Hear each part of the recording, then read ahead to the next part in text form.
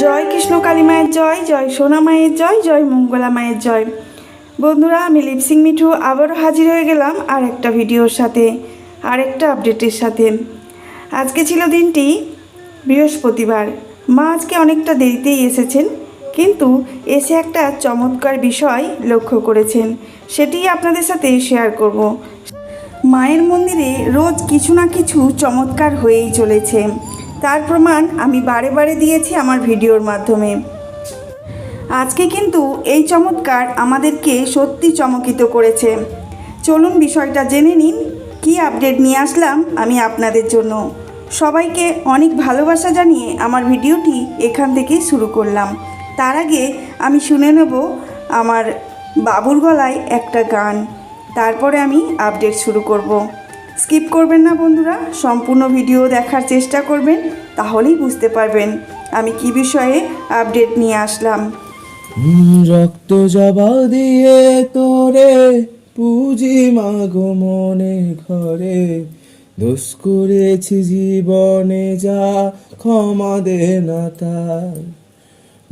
রক্ত জবা দিয়ে তোরে পুজি মাগো মনে ঘরে, দোষ করেছি জীবনে যা ক্ষমা দে না তার।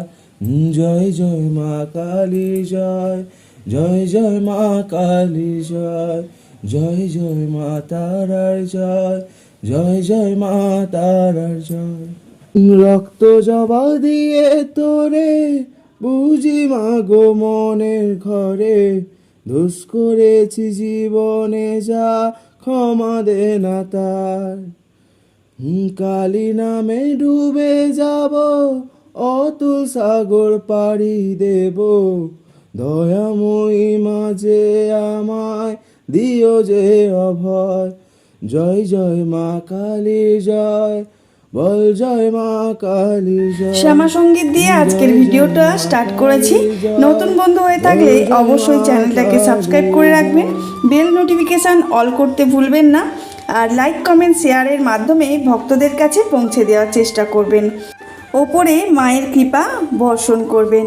তো আজকে চলুন ভিডিওটি স্টার্ট করে দিয়েছি আমি একটা শ্যামা সঙ্গীত দিয়ে। আজকে ভক্তরা এসেছিলেন, এক ভক্ত মায়ের জন্য প্রথমেই দেখিয়েছি মিষ্টান্ন এনেছেন। কি মিষ্টান্ন?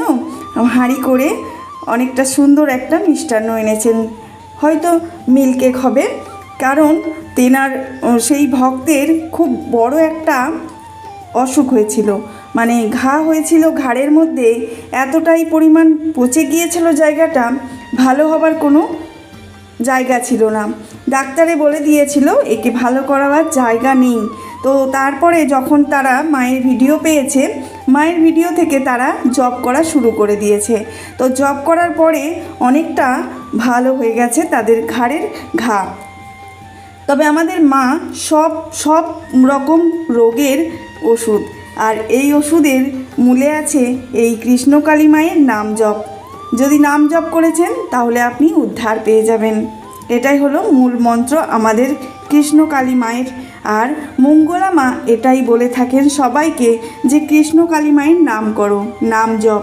অনেক ভক্তরা এখনও জানেনই না যে মায়ের মূল মন্ত্রটা কী। অনেক ভক্তরা আবার জানেন বলেই তারা উপকার পাচ্ছেন।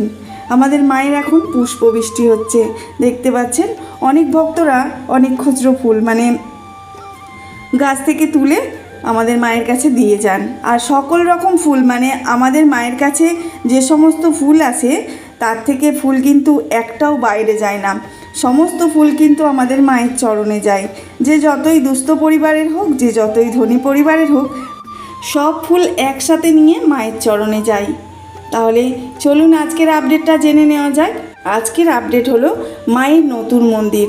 মায়ের নতুন মন্দির কি প্রতিষ্ঠিত হচ্ছে সেটা জানার জন্য একটু অপেক্ষা করতে হবে, কারণ মায়ের নতুন মন্দির বললেই তো আর নতুন মন্দির হবে না। বিশ্বের সবথেকে সেরা মন্দির আমাদের এই কৃষ্ণকালী মায়ের মন্দির হবে। তীর্থস্থান, বড় একটা তীর্থস্থান হিসাবে ঘোষণা করা হবে আমাদের কৃষ্ণকালী মায়ের মন্দির। তাই সবাই একটু সকল ভক্তকে অপেক্ষা করতে বলেছেন আমাদের মঙ্গলা মা। সকল ভক্তকে আমাদের মঙ্গলা মা একই চোখে দেখেন, তিনি গরিব ধনী এরকমভাবে দেখেন না, তিনি সকল ভক্তকে সমানভাবে ভালোবাসা দেন। চলুন মায়ের মুখে কিছু কথা শুনি। কার নাম করবে তোমরা? কৃষ্ণকালী মায়ের নাম করবে। আর আমি তো চাইবই যে সবাই ভালো থাকুক, সবাই সুস্থ থাকুক। কালকে একজন এসেছিলেন জানো তো বাবা, আমি বলবো না, কালকে একজন এসেছিলেন।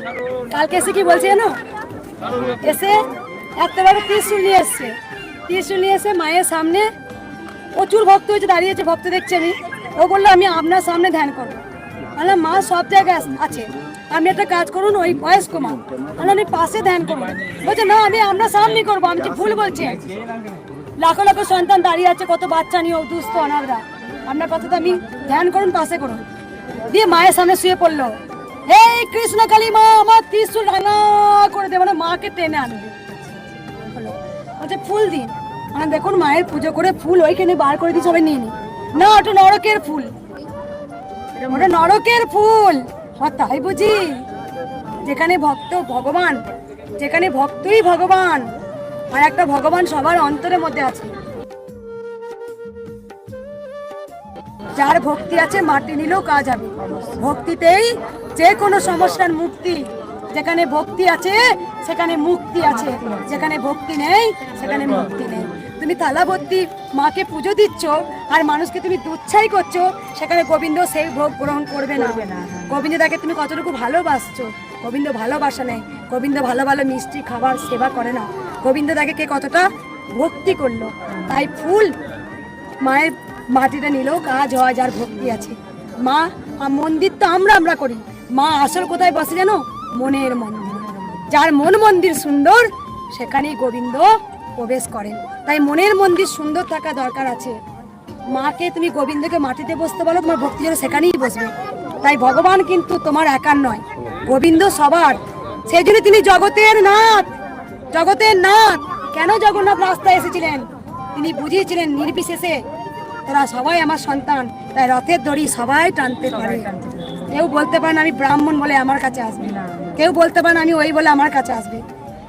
যে গোবিন্দ ভজন করে সেই মুচির বেটা হয় সুচি। তাই